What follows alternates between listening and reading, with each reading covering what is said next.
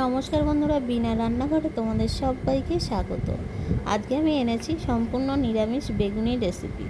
প্রথমে বেগুনটাকে আমি এইভাবে স্লাইস করে কেটে ভালো করে ধুয়ে আমি লবণ মাখিয়ে নিচ্ছি। লবণ মাখালে বেগুনের যে এক্সট্রা জল আছে তা কিন্তু বেরিয়ে যাবে। লবণ মাখিয়ে কিন্তু কিছুক্ষণ রেখে দিতে হবে। আমি লবণটা মাখিয়ে 10 মিনিট মতন রেখে দেব।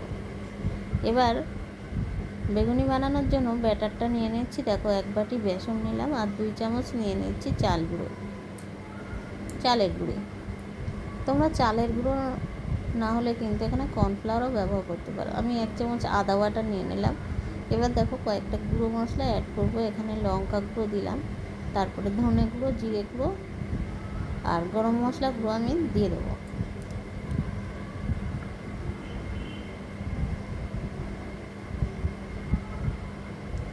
এবার এখানে আরেকটা জিনিস দিয়ে দেবো বন্ধুরা, এখানে একটু গোলমরিচ গুঁড়ো দিয়ে দিচ্ছি। এবার লবণটা দিলাম, দিয়ে ভালো করে দেখো আমি মিক্সড করে নিচ্ছি শুকনো উপকরণগুলো। এবার দেখো 1 চিমটি দিয়ে দিলাম খাওয়ার সোডা। এবার অল্প অল্প জল দিয়ে একটা ব্যাটার তৈরি করে নেব।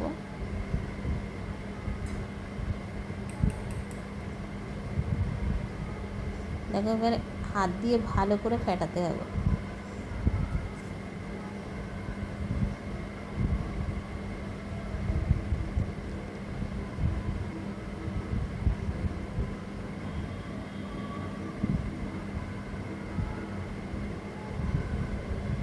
দেখো বন্ধুরা, এইরকম ব্যাটারটা হবে।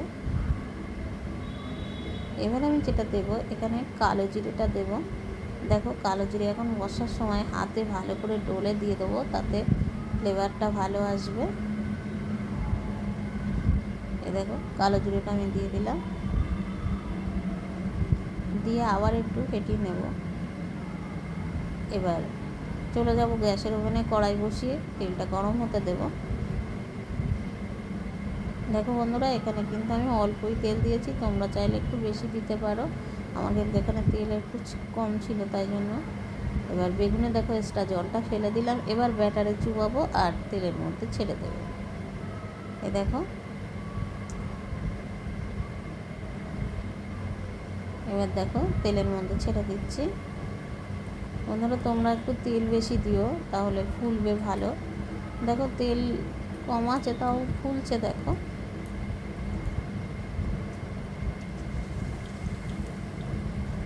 একটু গায়ের ওপর হয়ে গেল, কিছু করার নেই।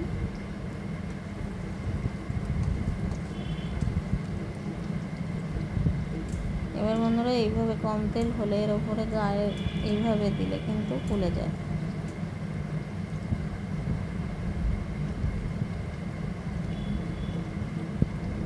খেতে কিন্তু খুব মুচমুচে হয়েছে।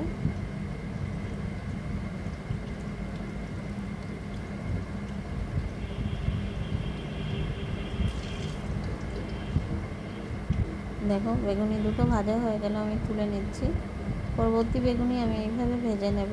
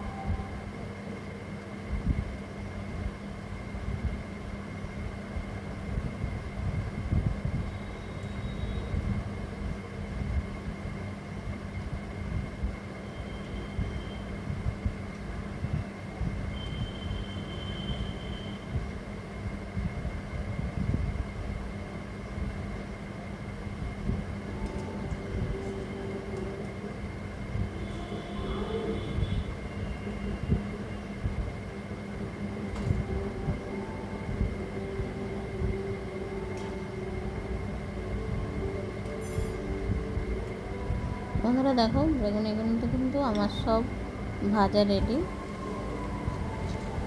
আর তোমরা দেখলেই বুঝতে পারছো কতটা মুচমুচে হয়েছে। বন্ধুরা, ভিডিওটা যদি একটু ভালো লাগে প্লিজ একটু শেয়ার করো। আর তোমরা খুব ভালো থেকো। আর নতুন বন্ধু যদি আসে তাহলে প্লিজ আমার চ্যানেলটা সাবস্ক্রাইব করে আমার পাশে থেকো। তোমরা অনেক ভালো থেকো, সুস্থ থেকো। আবার দেখা হবে বিনা রান্নাঘরে অন্য কোনো ভিডিও।